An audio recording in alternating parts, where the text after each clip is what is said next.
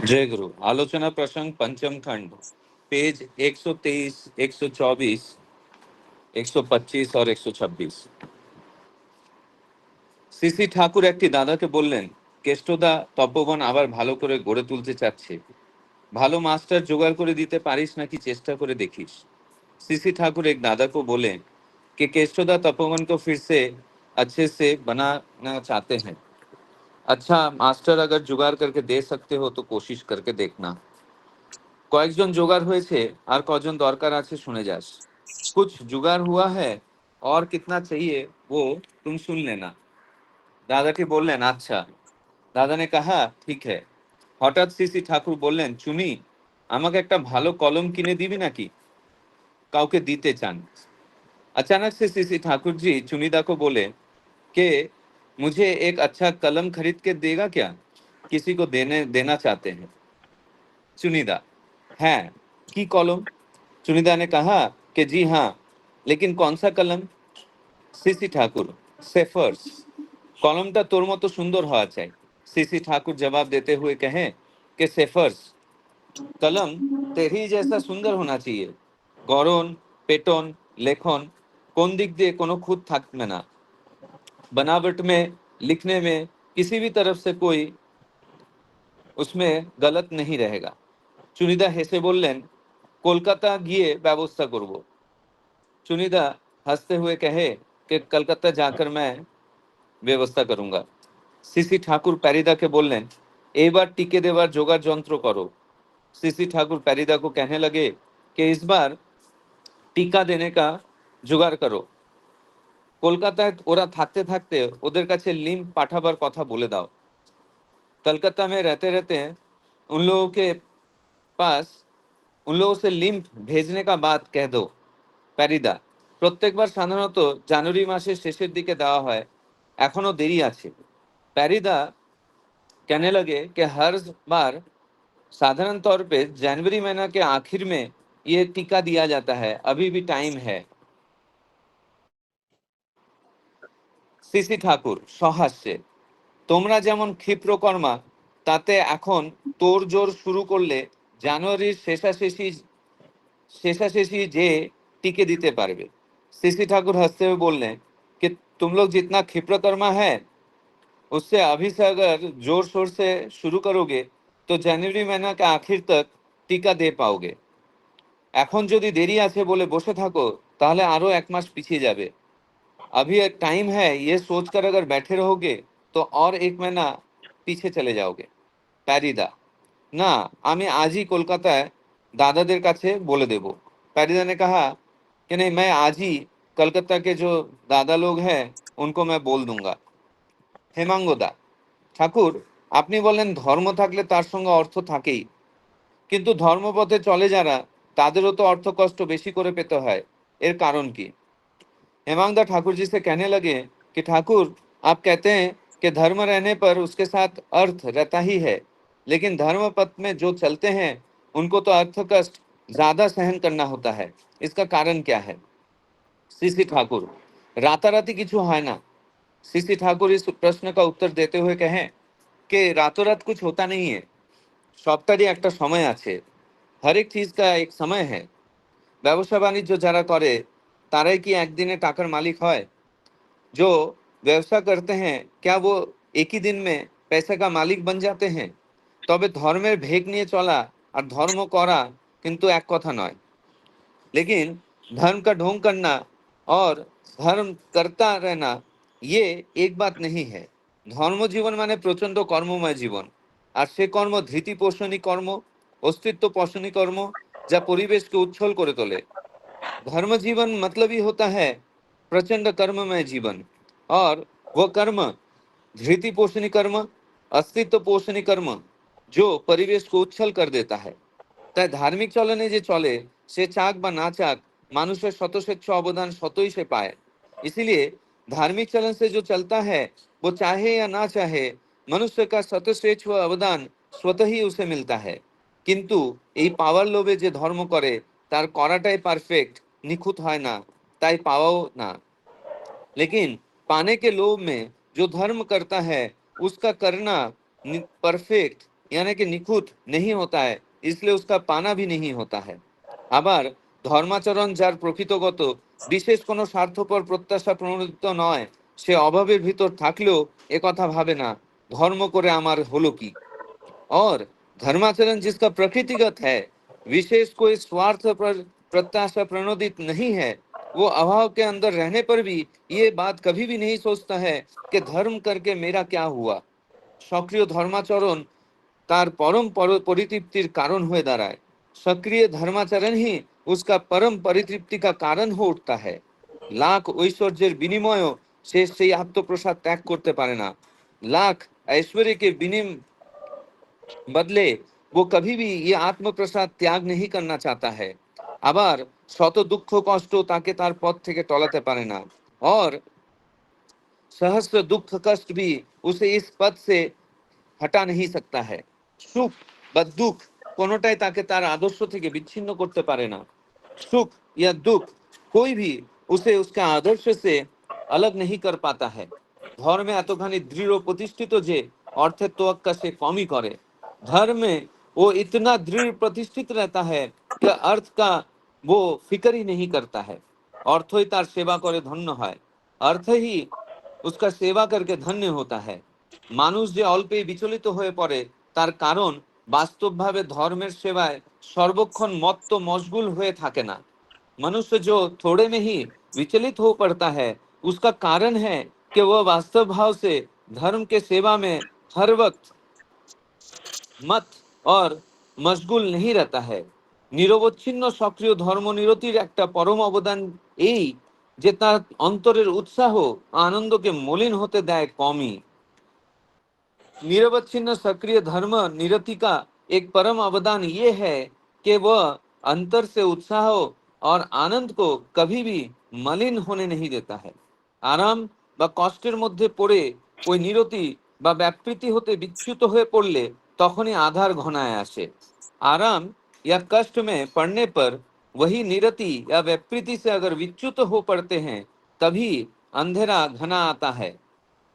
প্রকৃত ধর্মাচরণ কাউকে কখনো অসুখী বা অভাবপীড়িত করতে পারে না। प्रकृत धर्माचरण कभी भी किसी को भी असुखी या अभाव पीड़ित नहीं करता है। তবে চলার পথে নিজের ত্রুটি বিচ্যুতি কি আছে সেটা বিচার বিশ্লেষণ করে দেখতে হয় ও आत्मसंशोधन করে चलते है। लेकिन चलने के पथ पे खुद की क्या त्रुटि और विच्युति है, उसे विचार और विश्लेषण के द्वारा देखना होता है और आत्मसंशोधन करते हुए चलना पड़ता है। সিসি ঠাকুর প্যারিদার দিকে চেয়ে বললেন, আজ দুপুরে খাওয়া বেশি হয়ে গেছে, খাওয়ার পাতে মিষ্টি থাকলে ওজন ঠিক থাকে না, এখন যেন জুত লাগতিছে না। सीसी ठाकुर पैरिदा के तरफ देखते हुए बोलने लगे कि आज दोपहर को खाना कुछ ज्यादा ही हो गया है। खाने के थाली में मिठाई रहने पर वजन ठीक नहीं रहता है और अभी कुछ ठीक लग भी नहीं रहा है। প্যারিদা, ও কিছু না, একটু ওষুধ খেলে এবং बैरारे टैराले ठीक हो जाए। पैरिदा ने कहा कि ये कुछ खास नहीं है, थोड़ा सा दवाई लेने पर और थोड़ा सा टहलने पर ये ठीक हो जाएगा।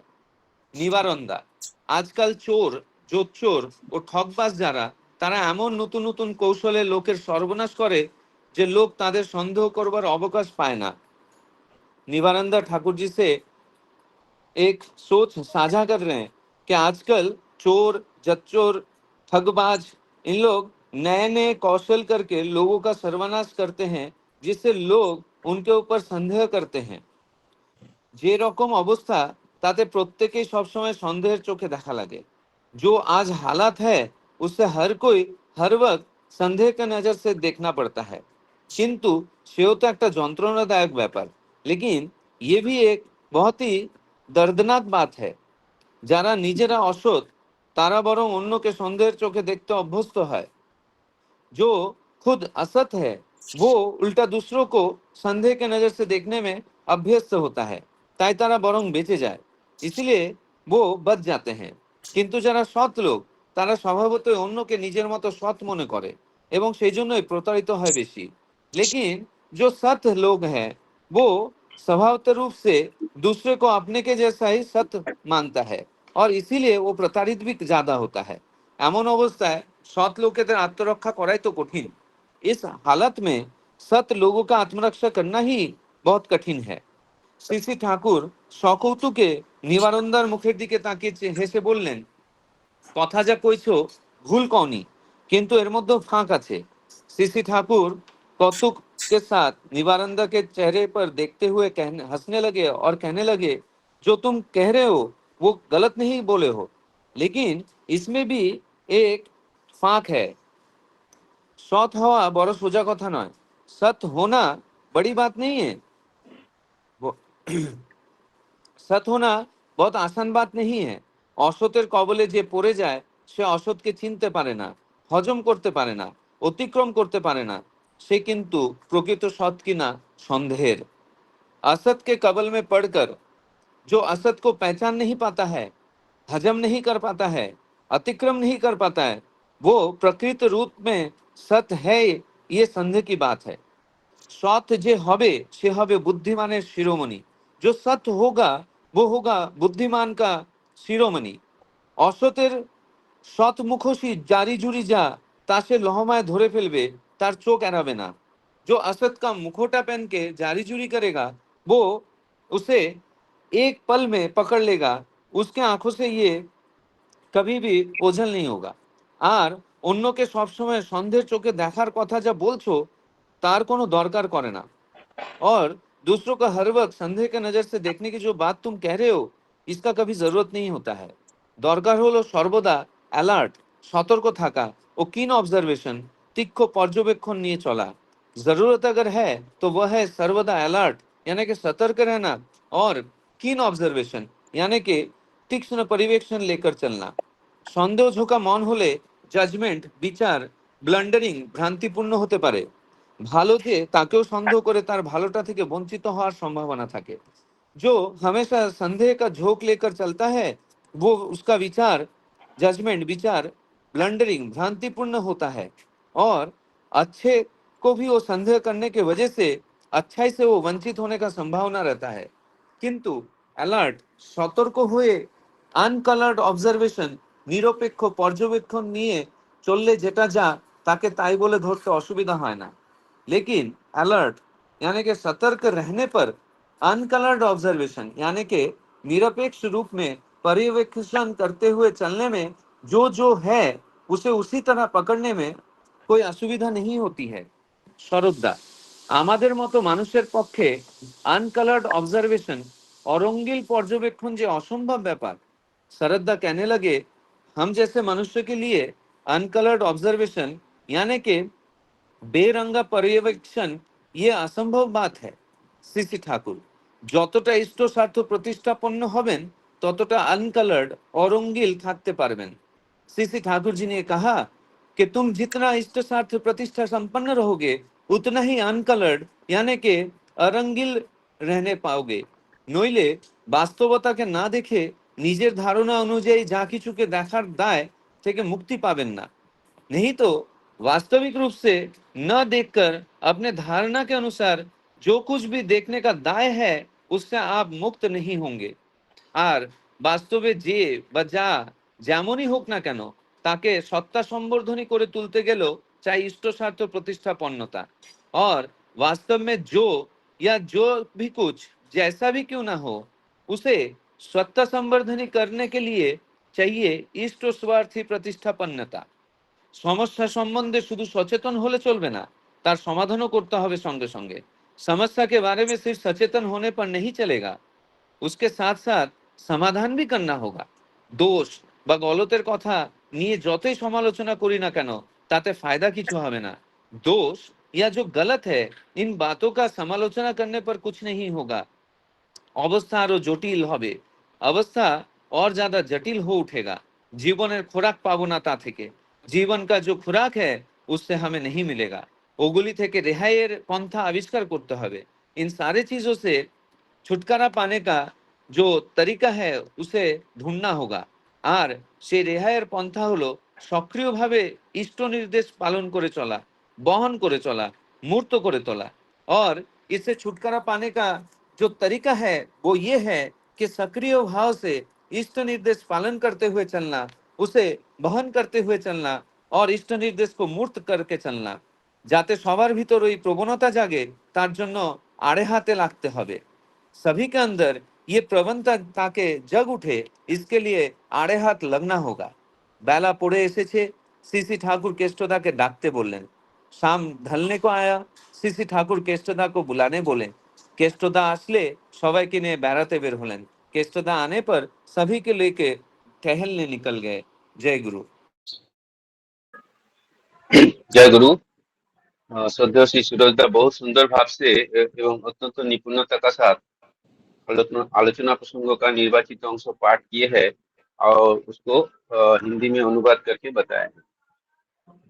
आज का जो विषय वस्तु है वो आश्रमवासी का साथ श्री ठाकुर साधारण वार्तालाप कर रहा है, जैसे कि तपोवन स्कूल को और उन्नति करने का कैसे किया जाए, टीका टीका देने के लिए क्या व्यवस्था किया जाए,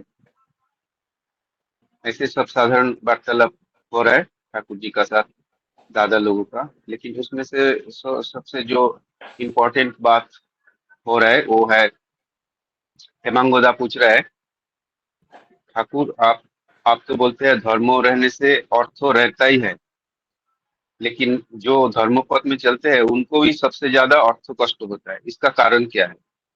इसका उत्तर में ठाकुर जी बोल रहा है कि एक ही दिन में सब कुछ नहीं होता है, सबका एक तो समय रहता है। जो लोग व्यवसाय वाणिज्य करते हैं वो एक ही दिन में रुपया का मालिक नहीं होते, लेकिन जो धर्म का भेक लेके चलता है, मतलब एक्चुअली धार्मिक नहीं है लेकिन धर्म का डिस्गाइज में चलते हैं, ये दोनों एक बात नहीं है। असली धार्मिक और धार्मिक का भेक लेके चलना एक बात नहीं है। धर्म जीवन जो है वो बहुत कर्ममय जीवन है, और वो कर्म जो है वो धृतोपोषणी और अस्तित्व पोषणी कर्म है, जो परिवेश को उच्छल करके तुलता है। तो जो धार्मिक चलन में चलते हैं वो अगर चाहे ना चाहे अर्थ उनका पास आते ही है, अर्थ उनका पीछा करते हैं, और उन्होंने वो अर्थों के लिए सोचते नहीं है, ऑटोमेटिक अर्थ आते हैं, ऑटोमेटिक लोग उनको सेवा करते हैं। और जो थोड़ा सा कारण से विचलित हो जाता है वो, उसका मतलब है वो असल रूप वास्तव रूप से धार्मिक नहीं है, वो धर्मों का सेवा में मशगूल नहीं रहते, निरवच्छिन्न सक्रिय नहीं रहता है। इसलिए जो त्रुटि विच्युति है उसको विचार विश्लेषण करना चाहिए और आत्म संशोधन करना चाहिए। और एक जो इम्पोर्टेंट बात इधर है वो है कि एक निवारण दादा बोल रहे हैं कि आजकल जो बहुत सारे चोर ठगबाज ये लोग है, ये लोग नया नया कौशल निकाल के लोगों का सर्वनाश कर रहे हैं, और लोग उनको मतलब संदेह भी नहीं कर पा रहे, क्योंकि आजकल भी हम लोग देखते हैं ऐसा नया नया सब फ्रॉड हुआ है कि हम उसको अंदाज भी नहीं लगा सकते हैं और फ्रॉड होते जा रहे हैं। तो इसको कैसे मतलब आत्मरक्षा कैसे करें? ठाकुर जी इनका बारे में बोले हैं कि जो औसत है उनको पहचानना पड़ेगा, और जो औसत को पहचान नहीं पाते हैं और उसको हजम नहीं कर पाते हैं, अतिक्रम नहीं कर पाते हैं, वो भी प्रकृतपक्षे सत है कि नहीं इसका डाउट है। औसत सत बनना बहुत मुश्किल बात है, मतलब उतना इजी काम नहीं है सत होना। और इसीलिए जो सत व्यक्ति है उसका वो बहुत इंटेलिजेंट होता है, और वो जो औसत व्यक्ति है उसको पावर ऑफ ऑब्जर्वेशन से पहचान लेते हैं। तीव्र पर्यवेक्षण होना चाहिए, और वो पर्यवेक्षण भी मतलब अनकलर्ड पर्यवेक्षण होना चाहिए, निरपेक्ष पर्यवेक्षण होना चाहिए, तभी वो उनको पकड़ पाएंगे। हमेशा अलर्ट रहना चाहिए, और गलत संदेह भी नहीं करना चाहिए, नहीं तो जो अच्छे आदमी हैं उनको भी संदेह कर लेंगे अगर अलर्ट ऑब्जर्वेशन नहीं रहेगा, अनकलर्ड ऑब्जर्वेशन नहीं रहेगा। तो इसका उत्तर में शरदा बोल रहे हैं कि हम लोग को तो हमारा जैसा नॉलेज है उनमें अनकलर्ड ऑब्जर्वेशन करना बहुत मुश्किल है। तो इसका उत्तर में ठाकुर जी बोला है कि जितना इष्ट स्वार्थ प्रतिष्ठापन्न होंगे उतना अनकलर्ड और रह सकेंगे, मतलब निरपेक्ष रह सकेंगे, मतलब माइंड बायस नहीं होगा कि एक प्रीकॉन्सीव नोशन नहीं होगा कि ये खराब है ये अच्छा है।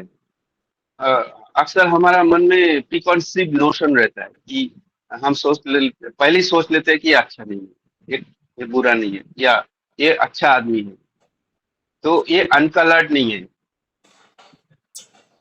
ये कलर्ड है। तो ठाकुर जी यही बोल रहे हैं, जो जो इष्ट शास्त्र प्रतिष्ठापन्न होता है वो अनकलर्ड रह सकता है। और इसके लिए चाहिए आपको इष्ट शास्त्र प्रतिष्ठापन्नता और सत्ता संवर्धनी और सक्रिय भाव से इष्ट निर्देश पालन करके चलना, वहन करके चलना, मूर्त करके चलना, यही सब भाव प्रवणता जो है उसको उसके लिए बहुत ज्यादा, मतलब बहुत ज्यादा मेहनत करके चलना पड़ेगा। तो ये है आज का विषय वस्तु संक्षेप में। तो ये विषय वस्तु के ऊपर आलोचना रखने के लिए मैं श्रद्धेय श्री मनीष दा को अनुरोध करूंगा 10 मिनट आलोचना रखने के लिए। श्रद्धेय श्री मनीष दा। जय गुरु सभी को। मेरी आवाज आ रही ना? हाँ दादा आ रही है। वंदे पुरुषोत्तम वंदे पुरुषोत्तम वंदे पुरुषोत्तम।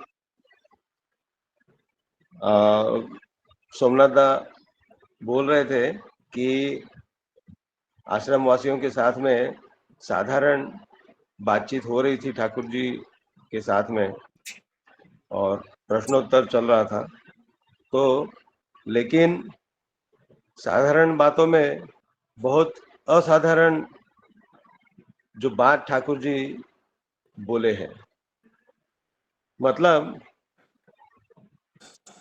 एक अच्छा मनुष्य जो होता है, जो सत मनुष्य जो होता है, वो जो जो प्रॉब्लम्स फेस करता है कॉमनली,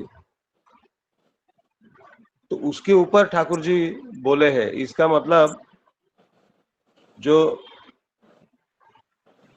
जो सत एक व्यक्ति अपने आप को जो सत समझता है वो पूरा पूरी सत नहीं है।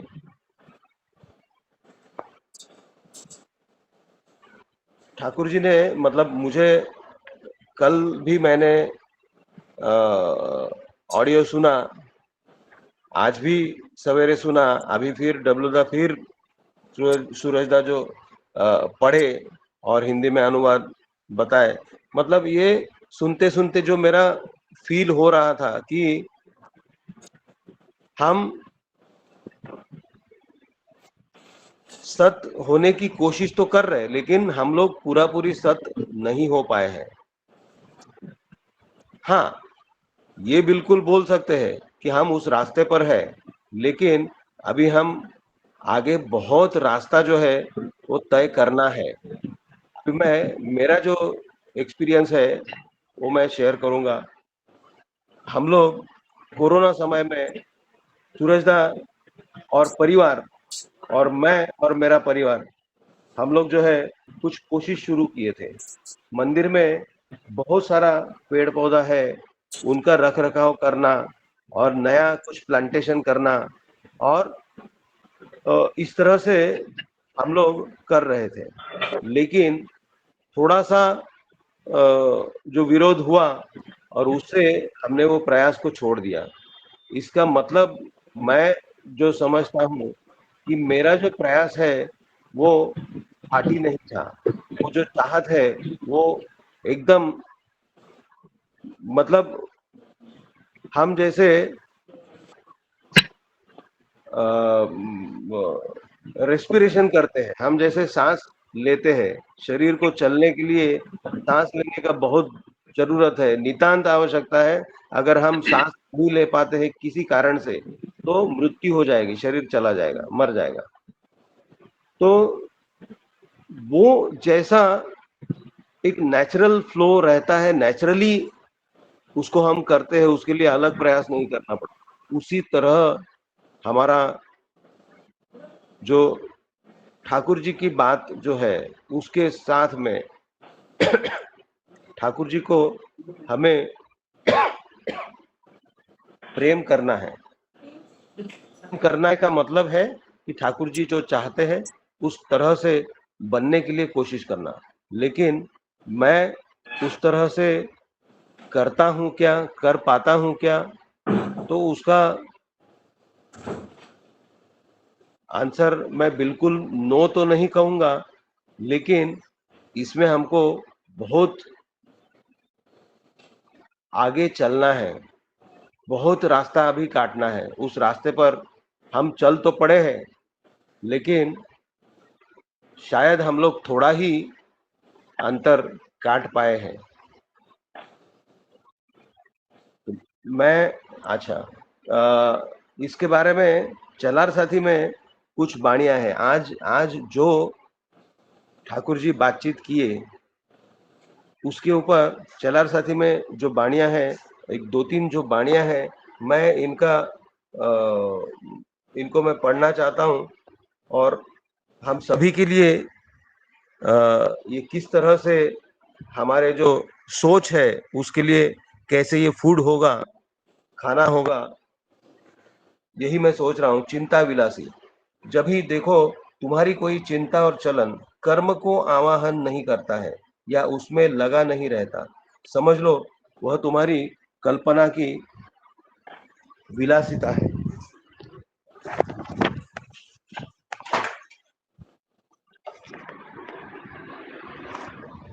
तो इसमें एकदम स्पष्ट रूप से ठाकुर जी बोल रहे हैं कि सिर्फ चिंता या मतलब मन में कोई विचार है, जैसे सच्चिंता, हम लोग बात करते हैं स्वस्थनी पालन करने की, तो सच्चिंता आती है, लेकिन हम क्या उसके ऊपर काम करते हैं उतना? तो ठाकुर जी वही बोल रहे हैं, तुम्हारी कोई चिंता या चलन कर्म को आवाहन नहीं करता है या उसमें लगा नहीं रहता, समझ लो वह तुम्हारी चिंता या कल्पना की विलासिता है। मतलब वो ख्याल में ही, वो जिसको ख्याली पुलाव बोला जाता है, तो हमारे ख्याल में वो चीज है, लेकिन एक्शन में वो चीज नहीं है। फिर उसका नेक्स्ट बाणी है, खाटी चाह की कसौटी। अपनी कोई चाह के लिए विपरीत प्रवृत्तियों की अवहेलना नहीं कर पा रहे हो, यही है जानने का उपाय कि तुम्हारी चाह खाटी नहीं है। मैं कल से मंदिर जाऊंगा प्रार्थना के लिए, ये मैं सोचता हूँ, लेकिन मैं जाता नहीं हूँ, तो इसका मतलब है कि मेरी चाह खाटी नहीं है, सच्चा नहीं है। फिर उसके बाद में वाणी है इच्छा विलासी, जो चाहते हो तुम्हारे चलन चरित्र वाक व्यवहार और क्रमागति अर्थात लगे रहना, उसे जैसे या जिस प्रकार पाया जा सकता है उस दिशा में उसके किनारे भी नहीं जाते या जाने में कष्ट होता है, बेशक समझ लो तुम्हारी वह चाह तो खाटी नहीं है, प्रत्युत चाह की केवल विलासिता है। तो ये जो ठाकुर जी ने मतलब ये जो प्रश्न पूछा गया कि जो सत व्यक्ति जो होते हैं, तो उनको दुनिया जो है वो तकलीफ देती है, ऐसा उनका कहना था। लेकिन ठाकुर जी ने उस बात को एकदम काट दिया, ये बोल करके कि अगर ऐसा हो रहा है तो हमको सोचना होगा कि सच में हम सतपथ पर है या नहीं, क्योंकि जो सतपथ पर है, अगर वो अगर मतलब इस तरह के व्यक्ति को पहचान नहीं पाता है, तो इसका मतलब वो सच में सत के रास्ते पर है या नहीं, ये डाउटफुल है। तो ठाकुर जी ने कोई भी बात को मतलब कितना आगे जा करके ठाकुर जी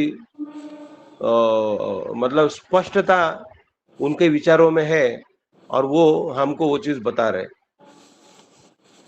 ठाकुर जी बोलते हैं कि रातों रात तो कुछ होता नहीं है, कोई बिजनेसमैन भी रातों रात अमीर नहीं होता है, वो अपने बिजनेस को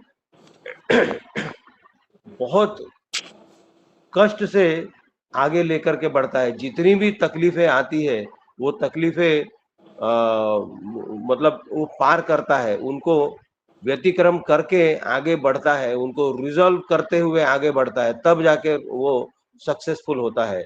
एक कल ही एक हम लोग मूवी देख रहे थे, सरफिरा, ये अभी शायद आई है मूवी, तो उसमें अ, वैसा ही मतलब कितना कठिन कठिन सिचुएशन जो है वो आता है, लेकिन वो हारता नहीं, हार नहीं मानता है और आगे बढ़ते हुए चलता है। वो सभी मतलब ठाकुर जी की एक वाणी है कि सक्सेसफुल मतलब कैसे हुआ जाए, मतलब रास्ते में जितनी बाधाएं आती है उनको स्मैश करना या मैनेज करना, ऐसे करते हुए जैसे एक नदी समंदर की तरफ बहती हुई चलती है, तो रास्ते में जो कुछ आता है उसको या तो वो स्मैश कर देती है और नहीं तो उसको मैनेज करती है, मतलब बगल से निकल जाती है। अगर स्मैश नहीं करती है तो बगल से निकल जाती है और अपना रास्ता बदल करके, लेकिन वो आगे बढ़ती ही रहती है, वो वहां रुकती नहीं। तो वैसे ही हमको भी अगर सक्सेस पाना है तो उस तरह से जो संकट आएंगे रास्ते में वो तो आएंगे ही। जैसे मैं सोचता हूँ, जैसे मैं अगर बाइक पर बैठ गया लेकिन मैं अपनी जगह से हिला नहीं हूं, अभी मैंने इंजन स्टार्ट नहीं किया है, तो मुझे हवा जितनी तेजी से बह रही है उतना ही मुझे हवा लगेगी। लेकिन जैसे ही मैं बाइक को स्टार्ट करूंगा और मूव करना चालू करूंगा और जैसे जैसे मैं स्पीड बढ़ाता जाऊंगा, जैसे 20 से 30 40 50 की स्पीड में मैं जाऊंगा, तो उतना रेजिस्टेंस होगा। जैसे मैं स्पीड बढ़ाऊंगा 70 80 90, तो जो एयर का रेजिस्टेंस है वो उतना ज्यादा होगा। इसका मतलब क्या है कि जब मैं आगे बढ़ना शुरू करता हूं तो ऑपोजिशन तो आएगा ही आएगा, लेकिन उसको किस तरह से मैनेज करना है ये हमको सीखना होगा। वो नहीं सीखेंगे, अगर ये हमारे अंदर नहीं है, हमारे प्रवृत्ति में नहीं है, तो हम आगे नहीं बढ़ पाएंगे। तो इसका मतलब मैं वही सोचता हूँ कि अगर मैं आज जिस स्थिति में हूँ उसके लिए जिम्मेदार कौन है, तो मैं खुद जिम्मेदार हूँ। तो मुझे देखना होगा कि मेरी कमी कहाँ है, अनुधावन करना होगा। ठाकुर जी वही बोलते हैं इसको। जैसे एक मैनेजमेंट में थियरी है स्वॉट, वो भी वही चीज है कि देखना, अनुधावन करना, आगे बढ़ते रहो, फिर जो प्रॉब्लम्स आते हैं उनको देखो, परखो, उनको निपटाओ, फिर आगे बढ़ते रहो। तो ठाकुर जी वही बात, उनका जो मैनेजमेंट थियरी है उन्होंने बहुत पहले जो है वो बता के रखा है कि कैसे सक्सेसफुल आना, पूरा रास्ता उन्होंने बताया है। तो मेरी जो अनुभूति है मैंने यहाँ पर शेयर किया। सभी को जय गुरु। जय गुरु दादा। अभी श्रद्धेय मनीष दा बहुत सुंदर भाव से ये आलोचना किए है। जो प्रसंग है, सत असत का के प्रसंग है, उसके बारे में आलोचना किया है दादा ने। और उनका व्यक्तिगत तो उदाहरण भी दिया है और एक बहुत अच्छा एक उदाहरण भी दिया है। और दादा ने स्वाट का भी बात की है। ठाकुर जी बहुत पहले ही स्वाट का बात कर चुके थे। तो बहुत सुंदर दादा। अभी आलोचना को आगे बढ़ाते हुए मैं श्रद्धेय उत्तम लिंकादा को अनुरोध करूंगा आलोचना रखने के लिए। उत्तम लिंकादा। दादा जय गुरु। जय गुरु दादा। आवाज आ रहा है? हाँ दादा आ रहा है। सभी को जय गुरु। आज जो ठाकुर जी ने बोले हैं, साथ में रहने से दादा बहुत सुंदर भाव से मनीष दा बताया है। और बिजनेस कैसे तुमको ठीक से नहीं हो पा रहा है, साथ में रहने से बिजनेस को तुरंत लाभ नहीं हो पाएगा। ठाकुर जी इसका बारे में सुरदा बहुत सुंदर से हिंदी में उसको विश्लेषण किए हैं। वो बंगला में उसको डबिंग करके हमको सबको सुनाया है और बताया है। दादा ने बहुत एग्जाम्पल दे के बताया है मनीषदा। और साथ में रहने से साथ का साथ पहले हम संयुक्त होना चाहिए। साथ कौन है? साथ है पुरुषोत्तम है, साथ है ठाकुर है।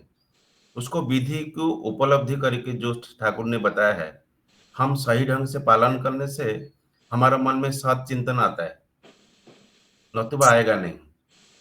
हम जब भी पहली दीक्षा लिया था, मेरा अनुभूति है थोड़ा सा, हम ठीक ठीक से पालन नहीं किए हैं।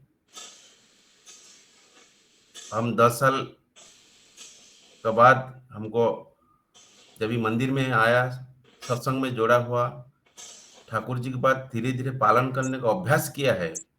अभी मन में सत जागना शुरू हुआ है। सत चित इतना मन में आता है, फिर भी करने को इच्छा नहीं होता है। जब भी ठाकुर जी काम धीरे धीरे करने का अभ्यास करता है मनुष्य, तभी साथ में रहने का और आनंद भी आता है। मैं एक छोटा सा बिजनेस करता है, 2-3 लोग है मेरे पास। कल का बात बोलता हूँ। एक मैनेजर है, वो मराठी है, आशीष खेड़े। वो बिरार से आता है और वो मालिक ने बहुत बहुत सारी काम देता है। वो बहुत हनेस्टी है, मराठी। हम उसको दादर मंदिर में बुलाया था, सुधीरदा को मिलाया था, लेकिन उसका सतनाम नहीं मिले। लेकिन हमसे हर चीज हमको शेयर करता है। लेकिन तुम इतना चीज ऐसा कैसे, सब चीज कांदा लहसुन नहीं खाता है, ये हमारे साथ हम 10-15 मिनट डिस्कस करता है। और हम इतना सहन करके ये सब काम कैसे तुम हैंडल करता है, इसका पीछे क्या कारण है। हम उसको हमेशा बोलते हैं हमारे साथ में ठाकुर जी है। और उसका हम ठाकुर जी की लेके, मैं हमेशा उसको उत्सव में हर जो प्रोग्राम होता है उसको बोलते रहे। हम आने के लिए कोशिश किया है, लेकिन वो एक बार आए थे दादर मंदिर में। बाद में उसको, वो हमको हमेशा पूछता है तुम इतना कैसे हैंडल कर सकता है हर चीज को। सर ने तुमको इतना बार में काम का बारे में इतना चिल्लाता है, फिर भी तुम सहन करके वो आगे कैसे बढ़ा सकता है, काम को समाधान करता है। जब भी मैं उसको हमेशा बोलता है मेरा साथ मेरा ठाकुर जी है। और वो ठाकुर का सतनाम में इतना पावर है। और उसको नाम करने से, हम उसको नाम करके शुरुआत करते हैं काम दिन भर। ठाकुर जी सुबह जो साधना दिए हम, जो नाम ध्यान और इष्टभूति प्रार्थना, ये सही ढंग से करने से आदमी को कितना भी परिस्थिति आने से, मैं बोलता हूँ उसको कुछ आघात नहीं होएगा, आएगा सामने, लेकिन वो सहन करना शक्ति जो है वो साथ में साथ देता है। ठाकुर जी हमेशा साथ में रहने से आदमी को बहुत बाधा विघ्न आता है जीवन में। और बिजनेस में बहुत सारे लोग ऐसे असत में भी बहुत पैसा कमाते हैं, लेकिन अशांति में रहते हैं, शांति में नहीं रहता। हम बहुत असुविधा में है साथ में जो रहते हैं, लेकिन बहुत शांति मिलता है उसका पीछे। उसका कारण हम ठाकुर जी का नाम को जो स्मरण मनन करता है, उसका इष्ट माफी चालता है, उसका काम थोड़ा हाथ बढ़ाता है। और उसका काम करने से हमारा अंदर सत जागृत होता है। सत का पुरुष का साथ में हम जोड़े रहते हैं। इसके लिए हमको कोई इतना भी बाधा विघ्न मेरे बहुत सारे आता है इसमें, बिजनेस में। कोई पैसा देता है, कोई देता नहीं है। और उसका मूल कारण है प्रभु हमारे साथ में हमेशा साथ देता है। बहुत सारी घटना है। ठाकुर जी जैसे उसको चीज को पालन करने से धीरे धीरे मन का अंदर बहुत सारे विश्वास से दृढ़, और बहुत सारी समस्या समाधान हो जाता है, हमको मालूम नहीं होता है। हम इतने अंदर ठाकुर जी के बारे में जानकारी नहीं है। दादा ने कल मैसेज दिया था, सोमनाथ दा। हम बोले हमको कुछ आता ही नहीं ठाकुर जी, फिर हमारा पीछे क्यों क्यों नहीं बोले। मेरा मेरा परम पिता है, मैं इसका बात दो दो बात क्यों नहीं बोलूं। मेरा मन में आया था, फिर भी रात को देखा तो मेरा नाम है लिस्ट में, कुछ बोलना पड़ेगा हमको। हमको ठीक करने के लिए ठाकुर जी हमारे पीछे। हम उसको जितना भी नहीं देखे, ठाकुर जी हमें हमेशा हमारे पीछे दिखता है। हमारा अंदर सत कैसे ठीक से पालन हो रहा है कि नहीं हो रहा है, हम बोलने से हम करता है कि नहीं है। कमिटमेंट किया है, मंदिर जाना है, हमको जाना नहीं जरूर है। जो मन में आता है उसको तुरंत पालन करना सोचते नहीं में है। हम पालन करते हैं क्या? डेली आत्मविश्लेषण करना चाहिए एवरीडे। हम आज इस शवासन किया क्या, थलगुन खाया क्या, प्रार्थना ठीक से टाइम पे, गाड़ी में आता है टाइम पे प्रार्थना होता है, वही टाइम में प्रणाम कर देता है, प्राणाम माने ठीक से प्रार्थना नहीं हो पा रहा है। ठाकुर जी कस्टमर का पास है, हम उसको बिजनेस के बारे में विश्लेषण करेगा, प्रार्थना वही टाइम में ध्यान आता है, प्रार्थना टाइम में स्मरण कर देता है, लेकिन प्रार्थना नहीं करता है, दुख आता है। फिर भी टाइम मिलता है थोड़ा प्रार्थना करता है, मन मानता नहीं है। क्यों? उसको साथ में इतना अंदर से क्रिएशन होता है, जब से उसको धीरे धीरे पालन करने को चाहता है आदमी, वो कभी भी झूठ नहीं हो सकता है। और कितना भी झड़ झंझा आएगा जीवन में, मैं बोलता हूँ उसको कभी भी दुख नहीं आएगा, वो सहन करने का साहस बढ़ाता है। और बिजनेस में भी जितना ठाकुर बोले इतना तुरंत लाभदायक नहीं होता है, लेकिन कभी भी हमको फेलोर नहीं करता है, वो टाइम पे सब चीज मिल जाता है। यही है ठाकुर जी का गुण। हम इतना बोल के, हमारा तो अनुमति नहीं है दादा इतना बोलना, दादा फिर भी हमको बोलने का प्रयास करता है। सबको मेरा जय गुरु। जय गुरु दादा, आपने बहुत सुंदर भाव से बोले हैं। आपने जो आपका व्यक्तिगत अनुभूति बताया वो बहुत सुंदर है। एक सत्संगी को जो करना चाहिए वो आप करने का भरपूर प्रबंध करते हैं। और हमेशा ठाकुर जी आपका साथ है। आप बिजनेस करते हैं, बिजनेस में बहुत सारे प्रतिकूलता रहता है, फिर भी आप समय निकल के सब कुछ करते हैं। तो सत्संगी को करना चाहिए। बहुत सुंदर, आपने बहुत अच्छा प्रयास किया है, बहुत अच्छा लगा दादा, बहुत सुंदर। अभी हमारा बीच में तीन सत्संगी दादा ज्वाइन किए हैं। एक तो केष्टो कर्मकर दा, दूसरा जगन्नाथ दा, और तीसरा तृप्ति पानीग्राही दा। तो इस तीन दादा को मैं स्वागत करता हूँ इस फोरम में। केष्टो कर्मकर दा, आप कहाँ से हैं?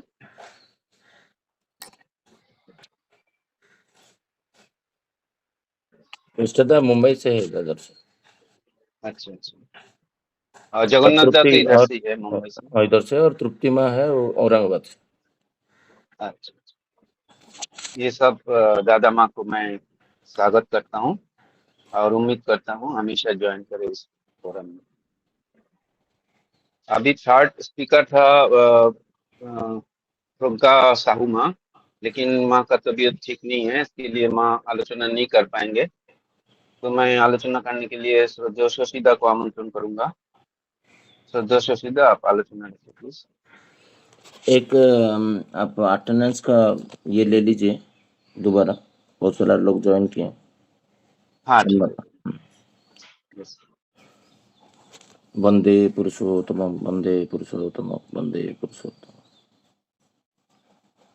आज का विषय बहुत सुंदर विषय वस्तु है, और सरोज दास को तो बहुत सुंदर भाव से बंगाली टू हिंदी ट्रांसलेशन किए।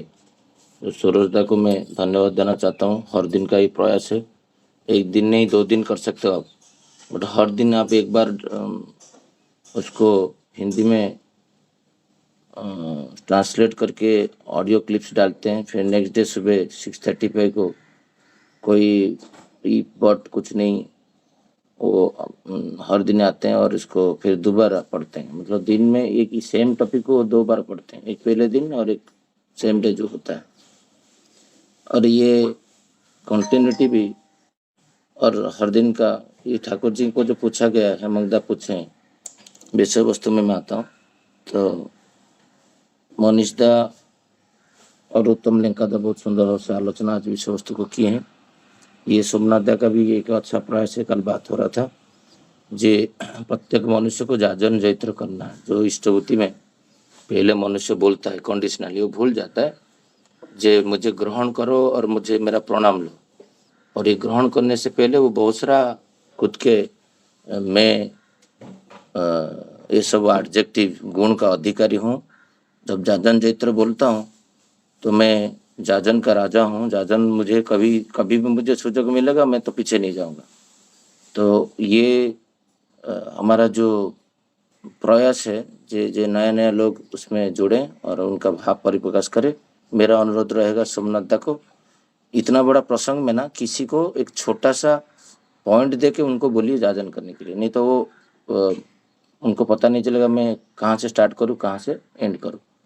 सो दैट छोटा टॉपिक देने से तो वो उसी के ऊपर फोकस कर पाएंगे। तो आज जो विषय वस्तु हेमंगदा पूछे हैं जे ठाकुर जी को, जे ठाकुर आप तो बोले हो जो धर्माचरण जो करते हैं तो उनका कोई अर्थ उनके पास रहता ही रहता है। जहाँ पर नारायण है, मतलब जो सात पथ के अभी लिंकादा आलोचना कर रहे थे, जो सात का अर्थ होता है इष्ट व पुरुषोत्तम, उनके साथ युक्त होना, उनका चलन में चलना अर्थ होता है धार्मिक। और जब नारायण रहते हैं तो लक्ष्मी वहीं पे वास करते हैं। ये हेमंगदा का क्वेश्चन है। बट अक्सर देखा जाता है जो धार्मिक लोग होते हैं वो बहुत अभाव अनटन में रहते हैं। उसका मुख्य कारण क्या है, ये क्वेश्चन है आज का। और ये डीपी वर्ग में आप जब जाओगे ये क्वेश्चन आपको आएगा ही आएगा। वो खुद का बोलेगा जो दादा मैं सब कुछ कर रहा हूँ, देखो मैं मेरा अभाव नहीं जा रहा है, मेरा बेटा का ये नौकरी नहीं हो रहा है, ये सब क्वेश्चन आएगा। तो ये क्वेश्चन का 1944 में सीसी ठाकुर क्या आंसर दिए हैं वो मैं आलोचना करने जा रहा हूँ। सीसी ठाकुर बोल रहे हैं जो राताराती कुछ नहीं होता है, कुछ भी जो करते हो वो राताराती कुछ नहीं होता। और उसके लिए सीसी ठाकुर बोल रहे हैं जो उसके लिए एक प्रकृत समय चाहिए जो भी कुछ करना है। और जो प्रकृत धार्मिक होता है वो जो धर्ममय जीवन यापन जो करता है उसका इंडिकेशन क्या है, कैसे देख पता चलेगा। इससे पहले के पढ़े थे जे कोई बोलता है मैं खराब नहीं चाहता हूँ तो सीसी ठाकुर बोलते हैं ये मौखिक बातें वो बोल रहे हैं। बट आप देखोगे उसका वो खराब चाहता है कि अच्छा चाहता है, उसका कर्म से आप देखोगे। मैं एक दो उदाहरण भी उस दिन दिया था।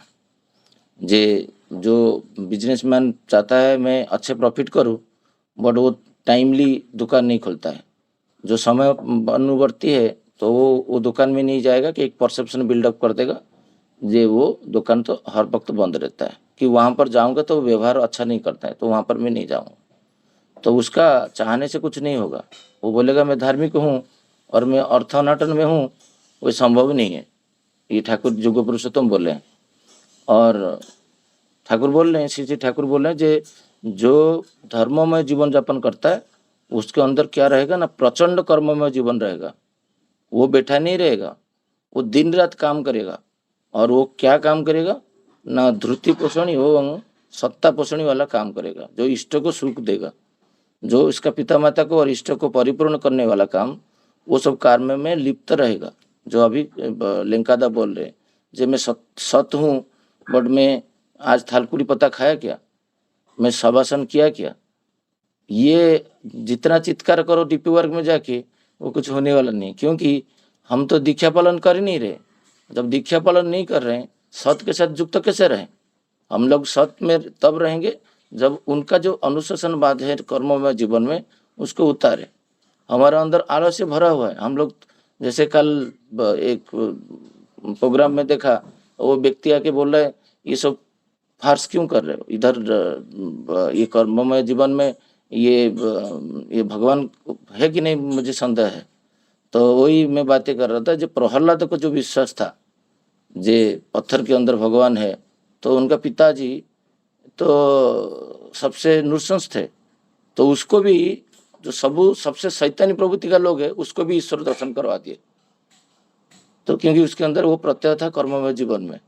ऐसा नहीं जो बिना कर्म में हुआ है, वो चीज वो किया है, उस टाइप का साधना किया है जिसके समय वो नरसिंह अवतार लिए, तो ऐसे फटके नहीं निकले। तो वो व्यक्ति बोल रहा था जे ये तो हमारा जीवन में होता नहीं, दैनंदिन जीवन में। मतलब इसलिए अतुट विश्वास चाहिए, नहीं तो नहीं होगा। कैसे होगा, आपका कर्म में जीवन कैसे करता है, निर्धारित करता है। तो मैं ऐसे खड़ा होकर बोल सकता हूँ कि अभी मेरा पत्नी के साथ 5 साल से कोई झगड़ा नहीं हुआ। मैं श्री वर्मा और श्री ठाकुर का उदाहरण देता हूँ। बट मेरा जीवन में तो अंधकारमय है, दुर्दशापन्न है। और मैं जगत को निकला हूँ धर्म प्रचार में, और मैं जो धर्म प्रचार करूंगा वो धार्मिक जैसा बनेगा, लोग वैसे ही बनेंगे। तो श्री ठाकुर जी बोलते हैं जो धार्मिक है वो उसके लिए अभाव नहीं रहता है। अर्थ का अर्थ क्या होता है, अर्थ कुछ नहीं करता है उसके अंदर। ठाकुर जी बोलते हैं कुछ अभाव नहीं रहता है। उसके पास सपोज कुछ भी नहीं है, ठाकुर जी के पास एक झुपड़ी था, एक बेड था, कोई नहीं थे, कृष्णदा बैठे हैं, जगत में, जगत व सृष्टिकर्ता जिसको बोल लेते हैं उसके पास कुछ भी नहीं था, बट वो कभी भी सोचे नहीं मेरा पास अर्थ नहीं है, मेरा पास अभाव है। ये भाव श्री श्री ठाकुर जी बोलते हैं एक धार्मिक व्यक्ति के पास रहेगा, वो एक कर्मों में जीवन करेगा। वो कर्मों में मैं देखा हूँ बहुत सारा कर्मी है। कर्मी मतलब मैं ऋतिक अधुज जाजक की सोचते सब नहीं बोल रहा हूँ।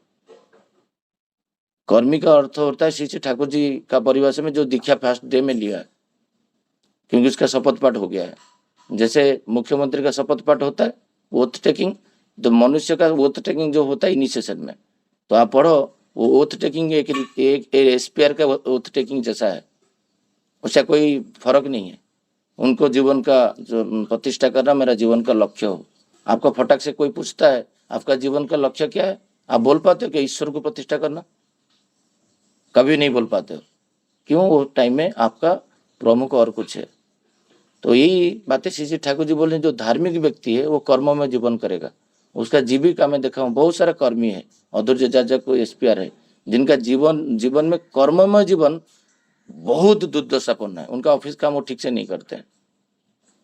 उनका ऑफिस सपोज नौकरी कर रहे हैं कि बिजनेस कर रहे हैं, मेरे सामने केस स्टडी है, मैं दे सकता हूँ नाम के साथ।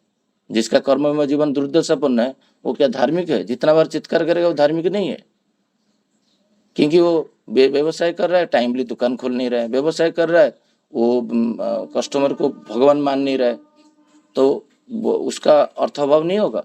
तो उसका एग्जाम्पल जब दे देते हैं, दादा शशिदा देखो ना वो एस्पियर है, वो उनका कितना गरीबी है, तो उनका जीवन में देखा हूँ क्या? श्री श्री ठाकुर यहाँ पर बोल रहे हैं।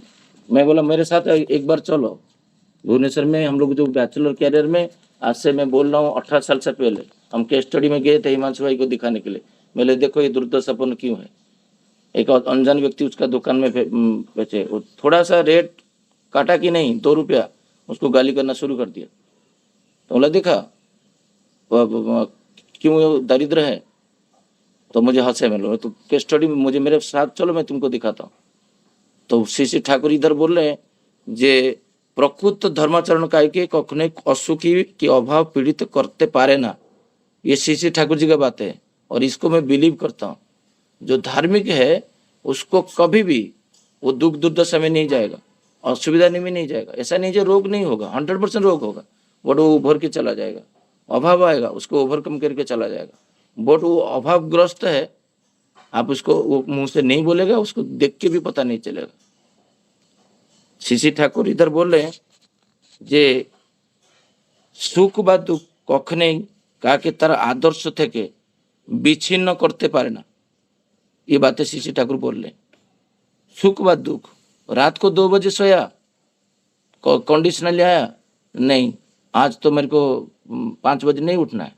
मुझे एक वास्तव अनुभूति कल हुआ मेरा इंटर 25 ईयर्स एक्सपीरियंस में, जितने भी ठाकुर जी को लेके पकड़ा था।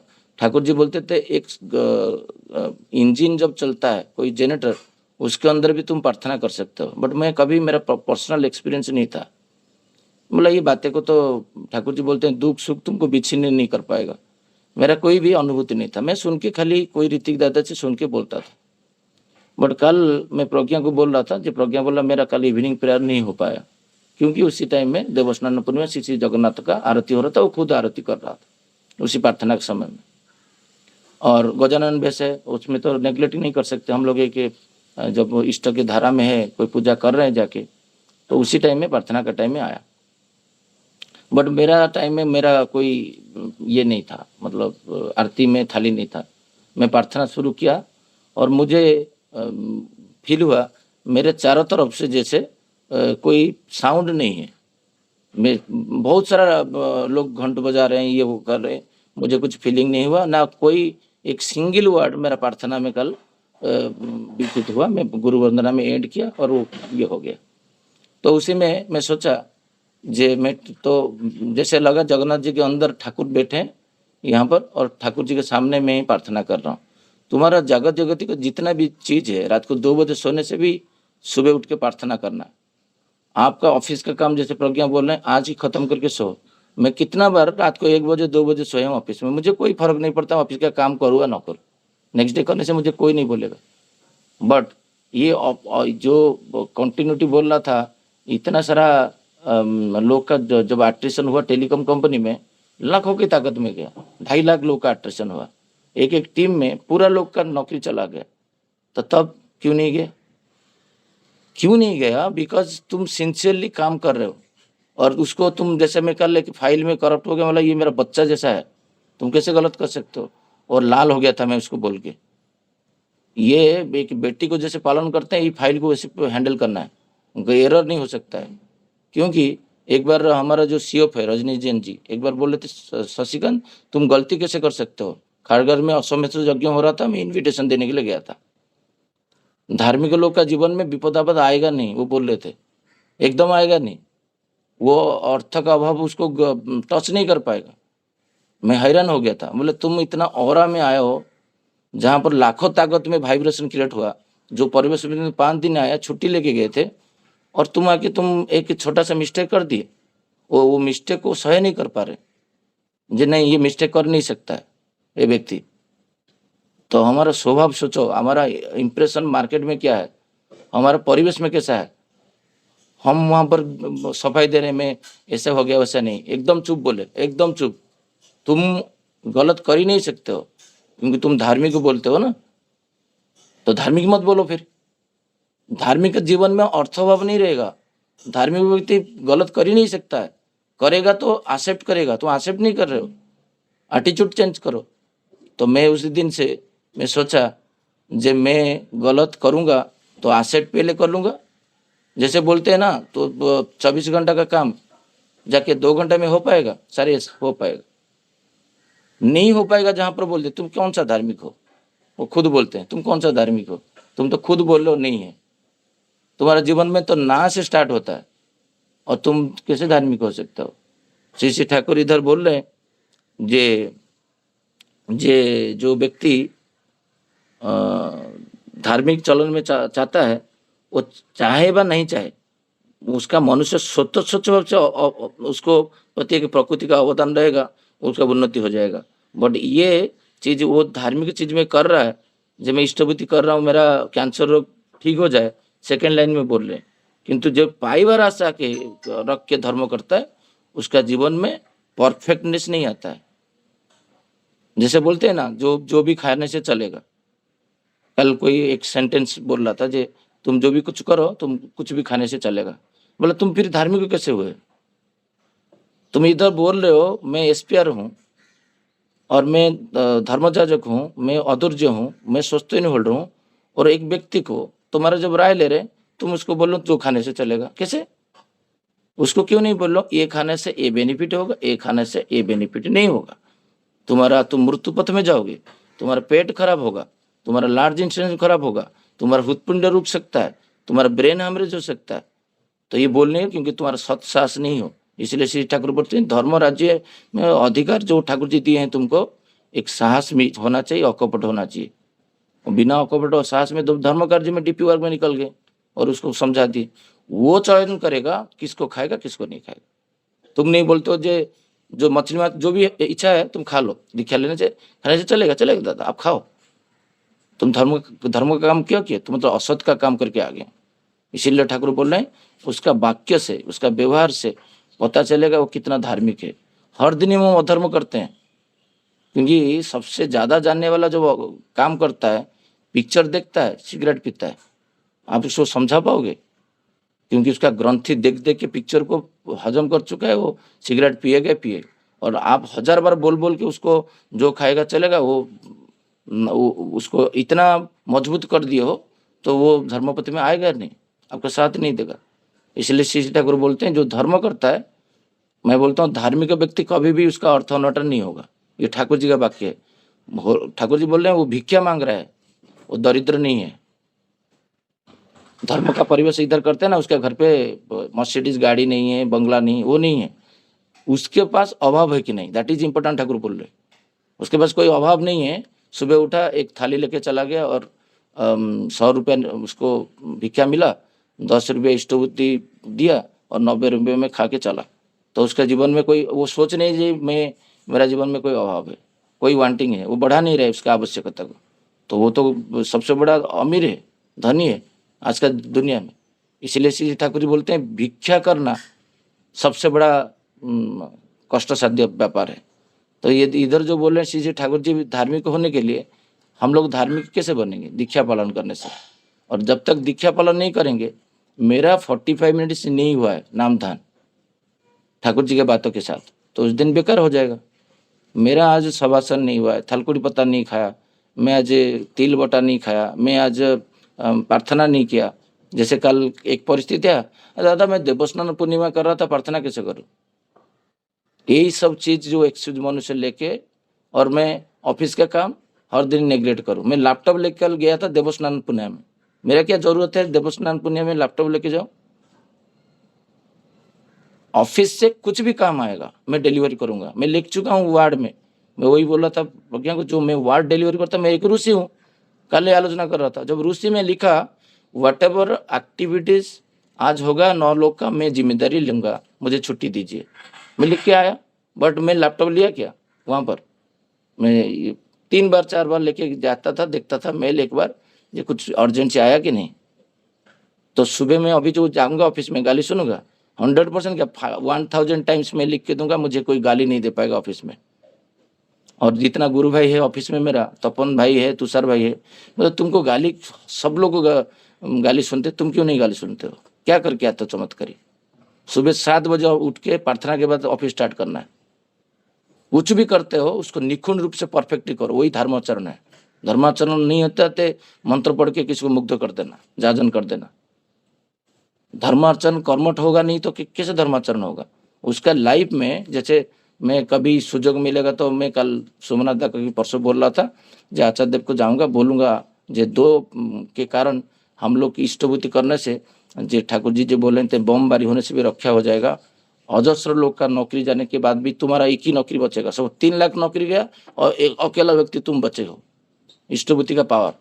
तो एक छोटा सा संक्षिप्त लिख के आचार्य देव को बोल के आऊंगा, ये केस स्टडी है, ये मेरा जीवन का केस स्टडी है, और किसी का हो नहीं हो। जो ठाकुर जी बोल रहे हैं वो सत्य है, निराट सत्य है।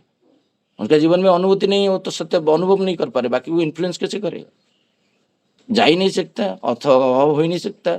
जैसे बोलता था, जो एक ही दिन हम लोग प्रज्ञा को बोला था, जो एक ही दिन मेरा जीवन में मैं किसी को हाथा उधारी नहीं किया, किसी को बोला नहीं मुझे दो कुछ। अब बोला होगा तो 2 आवर्स 3 आवर्स, नहीं तो 1 मंथ बोलूंगा तो 1 मंथ डॉट में दूंगा। एक दिन 1 घंटा विलंब नहीं होना चाहिए। इसको एक धार्मिक का लक्षण है। किसी को हाथ उधारी करो, आप 5000 लिए किसी को दिए नहीं, वो तो चारों तरफ जाके बोलेगा ये अधार्मिक है। आपका जीवन में कोई अभाव नहीं है तो आपका हाथ आप किसी को मांगोगे कैसे? तो इतना सुदृढ़ कर देना चाहिए।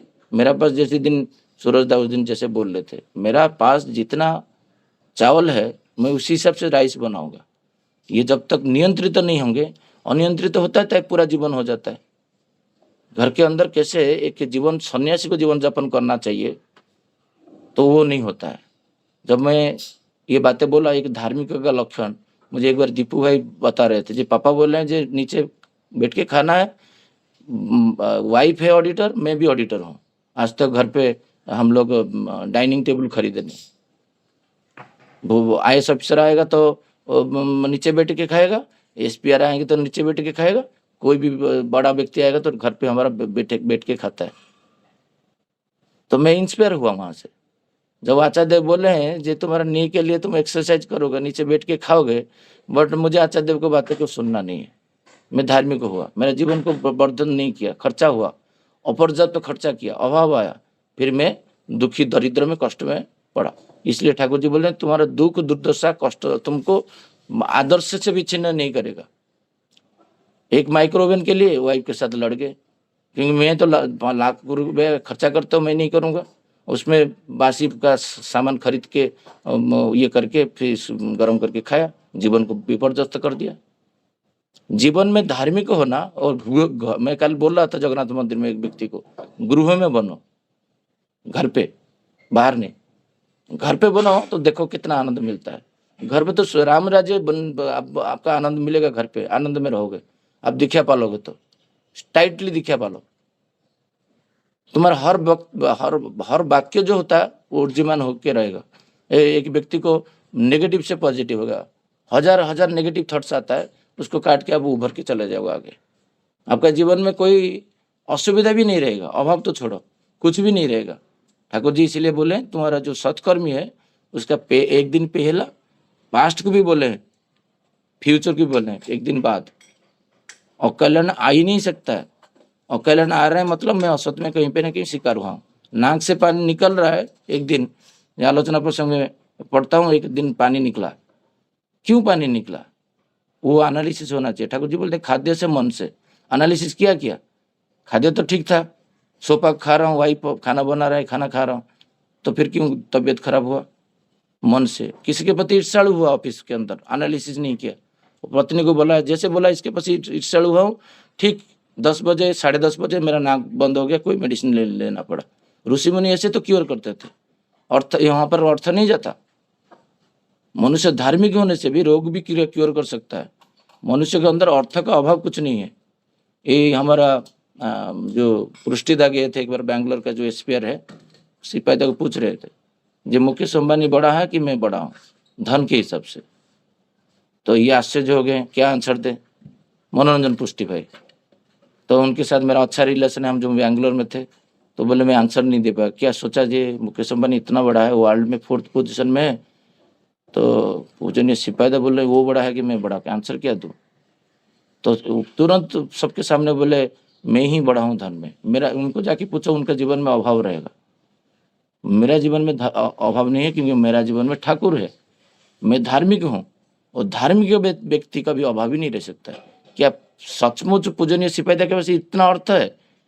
यहाँ पर अर्थ का पैरामीटर नहीं देखा जाता है, क्योंकि उनका मन का अवस्था दिखा जाता है, जिसमें वो कष्ट दुख भोगते हैं। अर्थ होने के बावजूद उनके अंदर अभाव रहेगा तो दुख आएगा, वांटिंग आएगा तो दुख आएगा। वो सब उसको निराकरण कर चुके। तो इसलिए वो उनके जो वर्ल्ड का 4th पोजीशन है, उनसे भी बड़े सोच रहे हैं।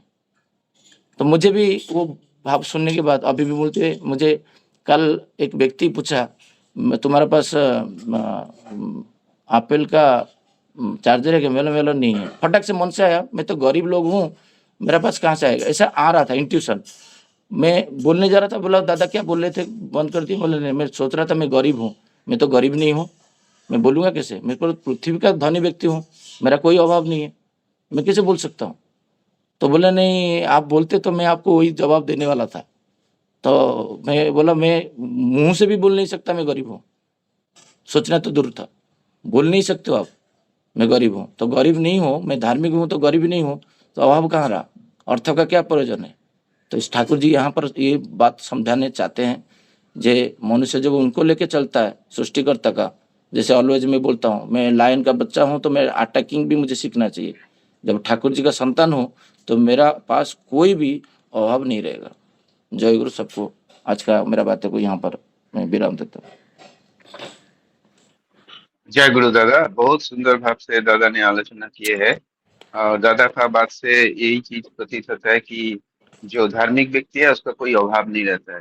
ये सबसे अहम बात है। और हम लोग सबको यही चीज सोचना है कि अगर हम धार्मिक है तो हमारा अभाव नहीं है। बहुत सुंदर आलोचना दादा। आज